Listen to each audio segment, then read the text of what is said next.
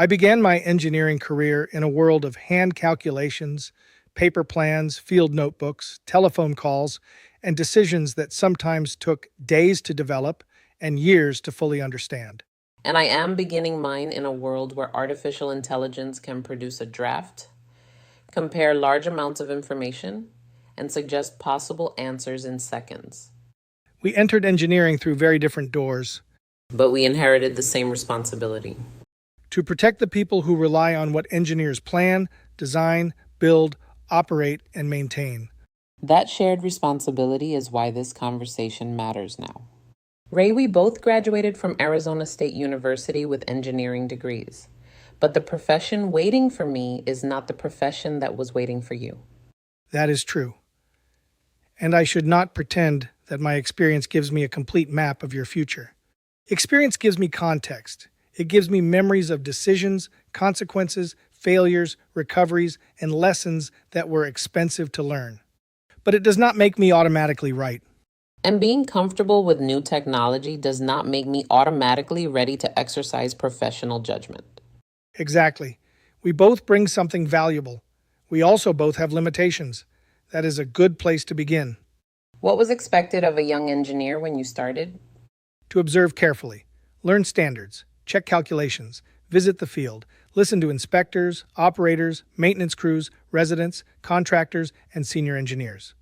We learned that a line on a drawing eventually became something real, and that real things behave differently from perfect diagrams.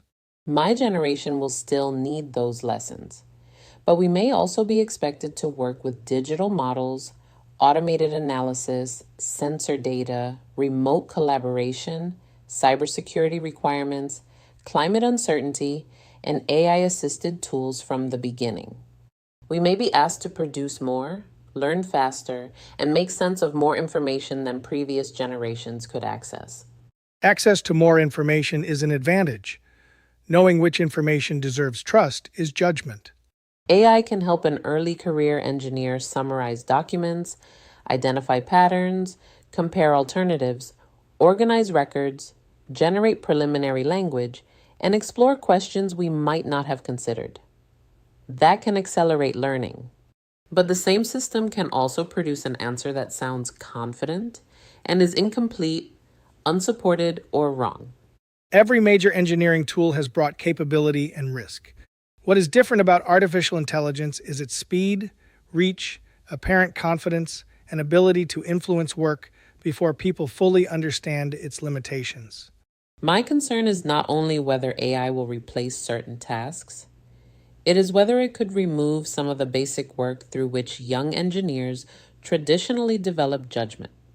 That concern is legitimate.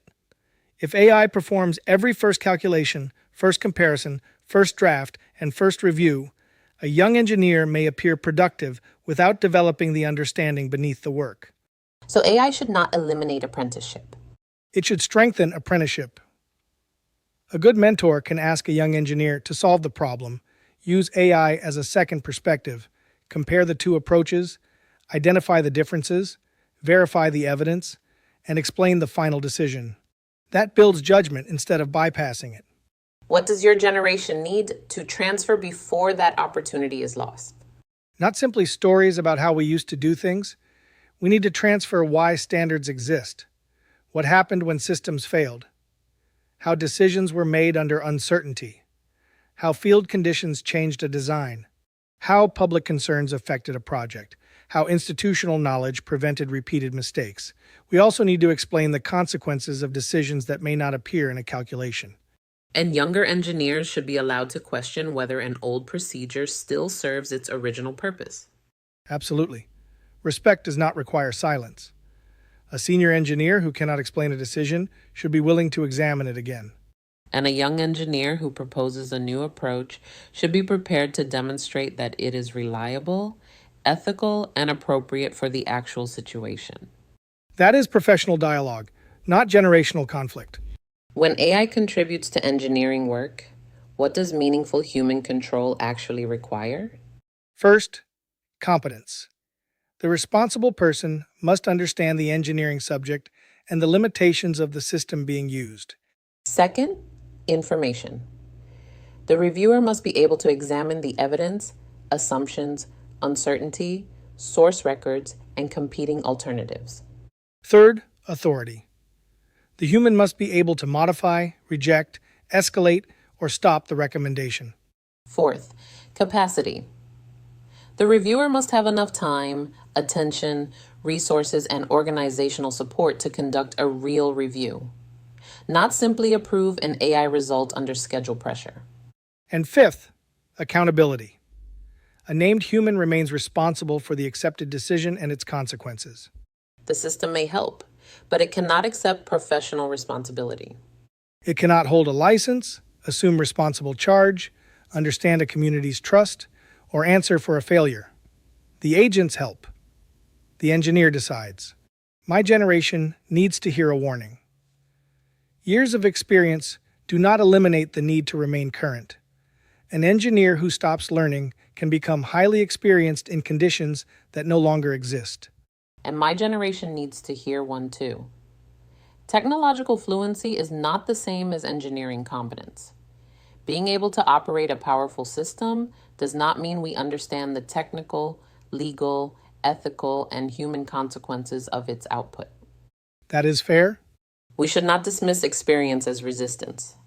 and we should not dismiss questions from younger engineers as inexperience, Both generations must be willing to say, we do not know. and then do the work required to find out. What do emerging engineers need from experienced engineers? Access, not only to finished decisions, but to the reasoning behind them. Time in the field, honest explanations of failures as well as successes. Permission to ask difficult questions. Mentorship that develops judgment rather than simply assigning production work. And the opportunity to participate in decisions before experienced professionals leave the workforce. What should experienced engineers expect in return? Transparency about how we use AI, protection of confidential and public information, independent checking of important outputs, respect for engineering standards, and responsible charge. A willingness to listen to operators, technicians, inspectors, residents, and people affected by the work. Continuous learning, an acceptance that efficiency never removes accountability. That is a compact worth making. You can see patterns that I have not lived long enough to recognize.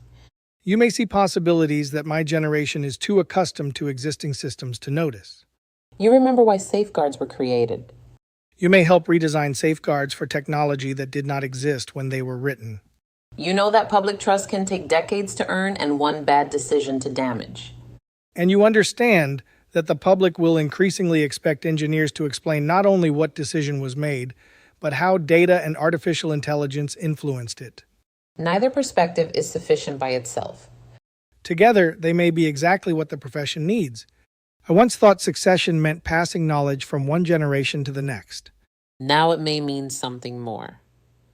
Combining accumulated knowledge with capabilities that are still emerging. Not preserving every old method, And not discarding every old lesson. the profession will change. The tools will change, The workplace will change. but our duty to the public must remain clear. This is a narrow and important moment. When one generation can still explain the profession before the digital transformation, and another can help shape what engineering becomes after it.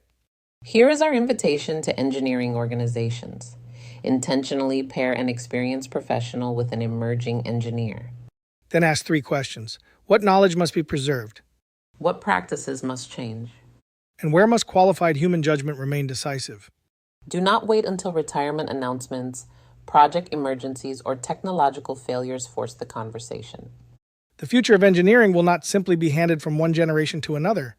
It will be engineered together. I'm Raymond Yu, a Koon PE. This is the Public Works Edge. 2 generations. 1 engineering duty. Preserve the knowledge, improve the tools, protect the public.